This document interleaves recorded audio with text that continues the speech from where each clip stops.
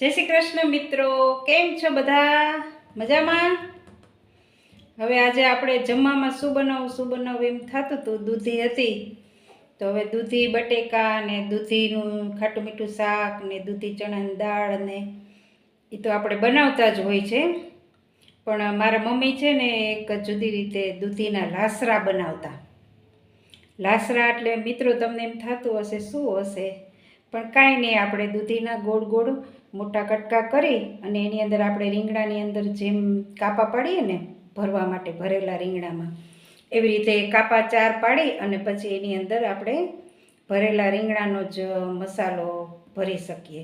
એટલે એની અંદર હોય છે ચણાનો લોટ, લસણની ચટણી, હળદર, ધાણા જીરું, મીઠું, લીલા ધાણા, સિંગદાણાનો ભૂકો પણ નાખી શકાય, પણ અમારા ઘરમાં નથી ભાવતો એટલે સિંગદાણાનો ભૂકો અમે નથી નાખતા. તો હવે હું એનો મસાલો કેવી રીતે બનાવું છું તે તમે જોઈ શકો છો મિત્રો.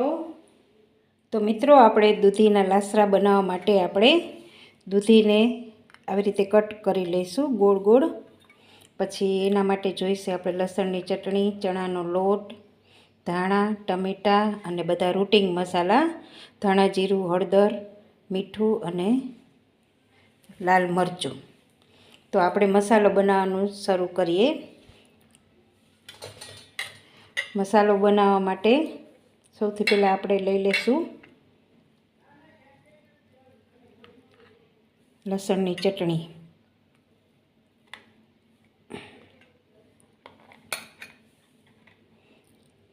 પછી લઈ લઈશું ચણાનો લોટ, જેથી ગ્રેવી થોડીક આમ ઘટ થાય ને એટલે. પછી લીલા ધાણા, સ્વાદ પ્રમાણે મીઠું,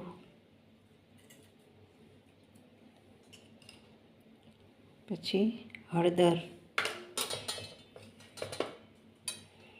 ધાણા જીરું, 2 ચમચી ધાણા જીરું લેવાનું, પછી જરાક હિંગ લઈ લેવાની,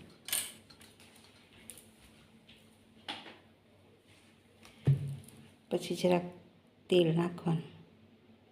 આપણે ભરેલા રીંગણાનો મસાલો કરીએ ને એવી જ રીતે કરવાનું. આની અંદર સિંગદાણાનો ભૂકો પણ એડ કરી શકાય, પણ અમારા ઘરમાં કોઈને એવી રીતે નથી ભાવતું એટલે પછી અમે ખાલી ચણાનો લોટ જ એડ કરીએ છીએ. બસ આવી રીતે બધું પ્રોપર મિક્સ કરી લેવાનું ને પછી દૂધીની અંદર ભરી લેવાનું. તો મિત્રો, આપણો મસાલો તૈયાર થઈ ગયો છે.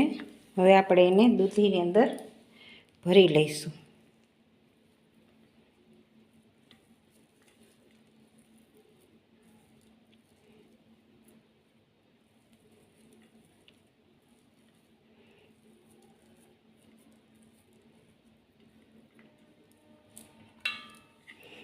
આવી રીતે દૂધીના બધાય પીસની અંદર મસાલો ભરી લેવાનો.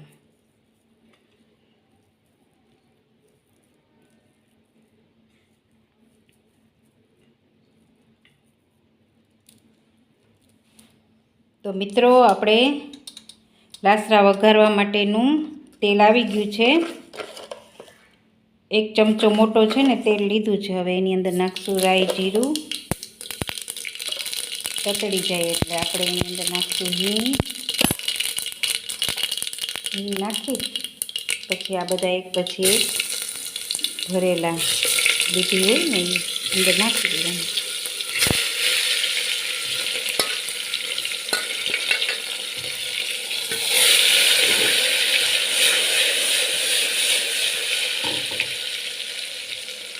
પછી એની અંદર ટમેટાં નાખવાના. પછી જે મસાલો વધ્યો હોય ને એ નાખી દેવાનો.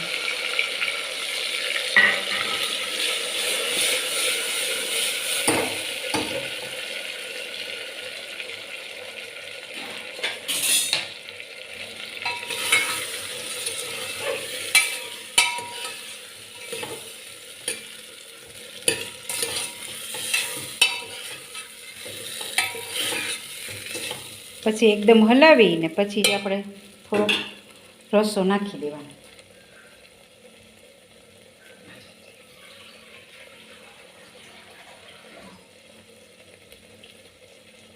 દૂધી અને ટમેટાં બેયમાંથી પાણી તો નીકળે જ, પોતાનું પાણી હોય એટલે આપણે થોડું પાણી નાખવાનું.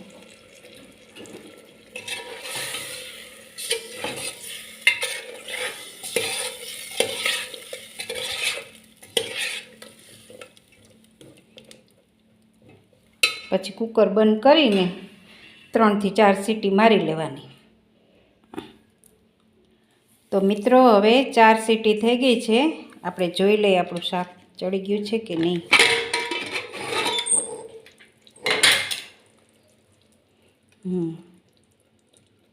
આપણું શાક થઈ ગયું છે તૈયાર. જોઈ શકો છો તમે.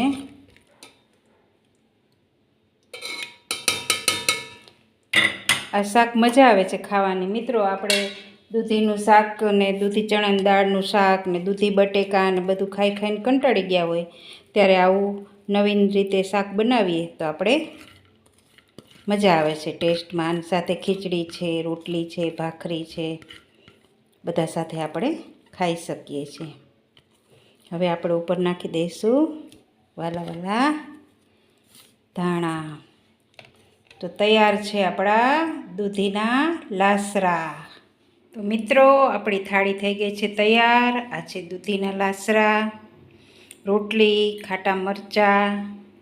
આજે શનિવાર છે એટલે આપણે મગ દાળ અને અડદની દાળ નાખીને ખીચડી બનાવી છે, છાશ છે, આ છે ટમેટાનું શાક.